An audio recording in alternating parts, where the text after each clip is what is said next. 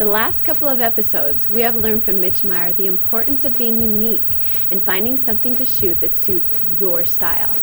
With that being said, we're going to take you to the corner of Orem, Utah, where a young film photographer has landed gigs with Kodak. How? By doing shoots in his bachelor pad. Let's do it.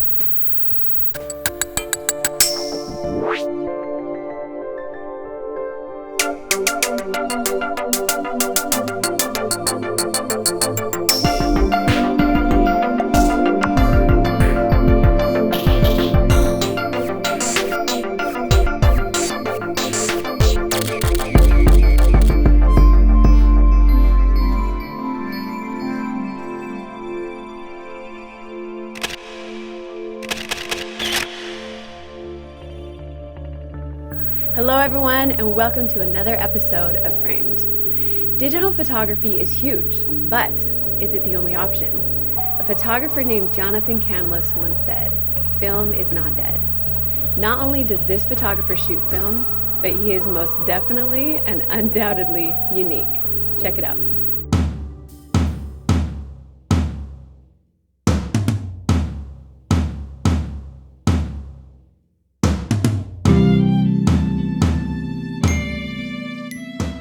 I was a really shy, introverted kid. I had a lot of explosive spontaneity, pretty unconfident. I took my first picture ever in late 2006, and I had never done anything artistic before. I had no artistic inclination, no drawing, painting, wasn't good at any musical instruments, nothing. The first time I ever took a picture was on the set of a movie I was working on, and I had a friend who was getting married. It just went really well. And I had no idea what I was doing, but about 2 weeks later I wasn't doing anything else. I fell in love with it instantly. When I started out shooting, obviously, it was all digital. It was just a digital SLR. It was too much feedback, too much information for me. It actually made me nervous. For most people who shoot film, it's the look. It just looks different. Whether or not it looks better is a matter of opinion, but it certainly looks different than digital. The process of film, as much as the look, just learning what I was doing and then just doing it and making the entire experience about what was happening between me and the subject was what was so appealing about film to me. If I was never gonna make another dollar at it, I would still probably shoot every day of my life. Over the last year, my style's undergone a pretty drastic change. It kind of developed into a minimalist style. I wanted to see if I could get to the point where all my work was the connection between me and the subject. I started shooting just in natural light, or just with lamps from department stores, in my bathroom and on my porch, and that's where I've actually created the vast majority of my portfolio over the last year, is just in really simplistic settings. I think maybe what makes me unique is I'm that lazy that I won't go somewhere to shoot, that I can't get any further than my living room. My dream camera, anyone that knows me will tell you that changes every 2 weeks. I'm like a recycling bin of cameras. Large format, medium format, rangefinders, Polaroids. Each camera is learning to shoot over again. And while that might seem like a setback, it opens so many new opportunities. I have my dream medium format camera. It's a Contax 645. And right now I have my dream 35mm camera, but it's not mine. I'm gonna give it back soon. But it's a Leica MP. We're going to shoot with the Contax 645 because we're shooting a new film from Kodak that they sent to me in medium format. The way I want my photos to feel is like lyrics to songs. They have such vast interpretation and such universal meaning. They can mean different things to different people, and they're not quite sensical. They're just a little poetic. A lot of my photos seem maybe somber or stark, and that usually has nothing to do with the shooting experience. It's a circus, but the photos seem so almost pristine, or a really still moment. After an emotional high, you get a really drastic shift. And that's one of my favorite times to take pictures.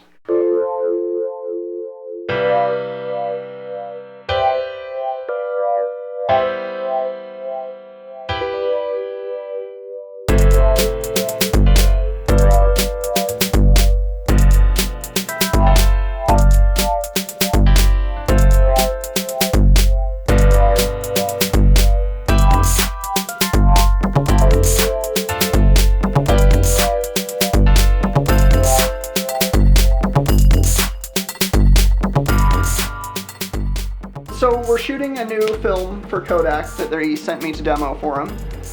It's kind of a portrait film. It's a faster, really fine-grained film. So we're gonna go for a lot of skin tones and texture and color. And we're gonna be shooting them all with natural light. So either just against one of these windows or out on the porch. We're gonna get really light, pretty, colorful photos. Awesome. Is there anything that you are trying to get out of the models as far as emotion? Yeah, but they're listening, so I can't tell you or they'll ruin the surprise. Okay, plug your ears. Fear. Fear. Just kidding. How long have you been working with Ryan? Like 2 years. Yeah. Yep. And do you enjoy working with Ryan? I don't know, I feel like he has a little bit of an edge of kind of even like a darkness that he can kind of wrangle somehow, and then just his creative brain, he comes up with new shoots all the time, so it's fun to kind of bounce ideas with him and kind of come up with some pretty creative stuff. So yeah, we're good friends, so yeah. My name is Jordan Halverson and I'm a clothing designer.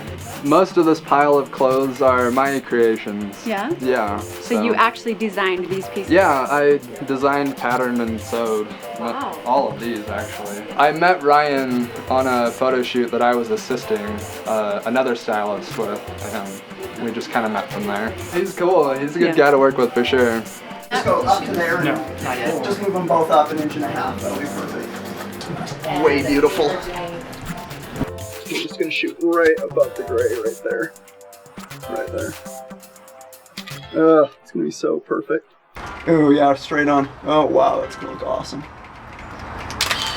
This porch, even though it looks super simple, is basically you'd think was created to take portraits. This wall is facing north, and since the sun is in the southern sky, going east to west, it has really even shaded light most of the day. And especially in the winter when it's covered with snow, this is like a gigantic reflector. It's kind of the perfect spot to shoot portraits. Look hard back towards me. Oh man, that's going great. Okay. Even hunch your shoulders in like you just did because it was cold.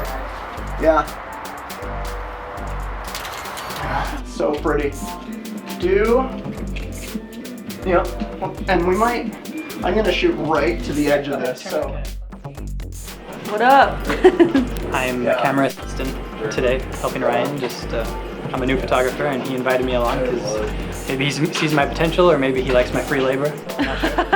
So, just watching Ryan work because he's such a pro and kind of see how he works with the models. Absolutely. Would you give advice to people to actually go and be a second shooter so that they could do the same thing? Absolutely. I mean, just taking as much as you can if that's what you're interested in. How long have you been doing this? 9.5 years. So wow. Yeah, been doing makeup for a long time. It's my passion. I love it more than anything. Ryan's absolutely my favorite photographer to work with. So we've done a lot of really fun projects together. So his work that's with Kodak right now, we collaborated with. It was just instant friendship. So much fun to work with. I mean, we collaborate really well. I'm always calling him like at 1 o'clock in the morning, like, Ryan, I have an idea. I think being a very, approachable artist and just really being willing to work and share your knowledge is what's going to be the most helpful tool. The most helpful tool is also the name I use for Danielle. It's true. Yes. The most helpful tool. That's just me. The most helpful tool. Got it. Okay, so Bella, how long have you been modeling?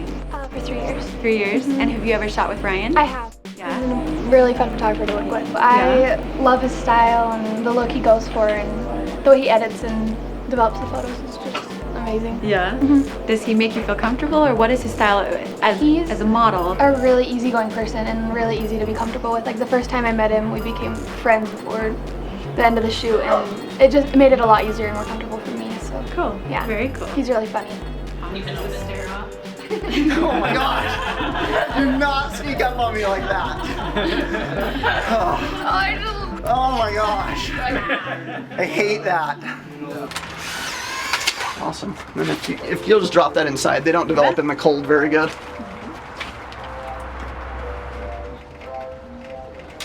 Wow, that looks so crazy. So this is the Polaroid we did of Bella just barely. Oh, awesome. And that's, I mean, like you saw, there's no reflectors, it's just kind of perfect light. And now look at me. Oh, we got that shot for sure. That was beautiful. Exposure looked perfect. And what exposure is that? We shot that at 2.8 at a 2/50th, I think. That's pretty much perfect. And one horizontal one. Ugh, love that. Ooh, I like that. Down, actually. Almost look down at where Jeff's light is right there. Awesome. That's gonna look so pretty. I love that from the back.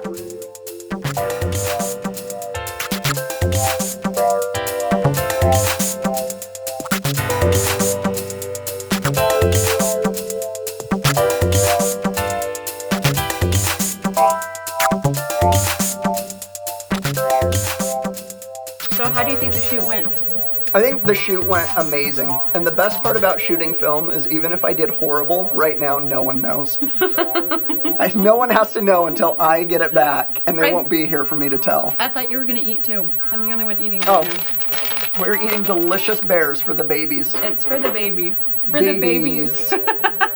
So you just took the photos, you have the Polaroids that you give to your models. Tell me what you do next. The next step is to get the film developed and scanned. I send my important stuff to Richard Photo Lab in Hollywood, California. They are the absolute best lab on earth. They make you look like an absolute genius. And then if it was just a personal project, just something I was doing for fun, I would just go back down to where we were and I'd scan it and develop it. When you scan it, I mean, it's basically just like having a digital file. I would love for you to show us kind of around your lab. If you don't take it to Richard's Photo Lab, can you take us kind of a tour of your lab? Absolutely. I'd love to show you. Let's go. Okay, let's make it look like we're going. Cut! Hi, I'm Ryan Muirhead. This is where I work. This is Naked Blue Machine. If this leads to a sponsorship, that could save me hundreds of dollars a month. Come on in. This is where I work. It's an office and lab owned by local wedding photographer Jonathan Camlis. In this room we have our computers and printers where we waste all day on Facebook instead of editing our photos. That's about it for this room. In here is where we process and develop the film. The color negative film goes through this guy, comes out. These are some of the negatives from recent shoots we've done. They get scanned over here in these machines, which are Fuji Frontiers. Over here is pretty much just for the loading and the organizing and the sleeving of the film. This is eventually going to be a shooting space. Studio, we're going to have a little kitchen back here. That's all. Let's see. This is Melissa. She has a gift for interviewing. So... Are you wondering why you're not married? No, I know. Ladies, he's available. Okay. So available. Find your own voice. And the only way to do that is by working. You can't read up on it. You can't learn it. You can't absorb it from someone else.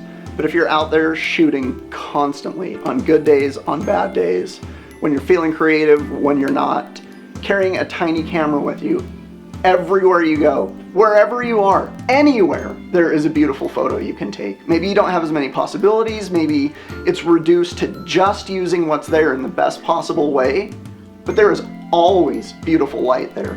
If you do that enough, your voice will find you. It's inevitable. I'm not Ryan Muirhead. You've got the wrong guy. I've been framed.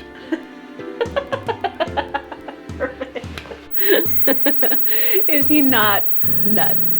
What I love about Ryan is that he keeps it simple. He uses the available light, whether it's a lamp or on his back porch, and he puts his own crazy fun personality into every shoot. Next week, how to juggle Huggies while running a home business. Moms with a camera, don't miss it. And I think it's time for another giveaway. Go to frameshow.com right now for the rules on how you can win.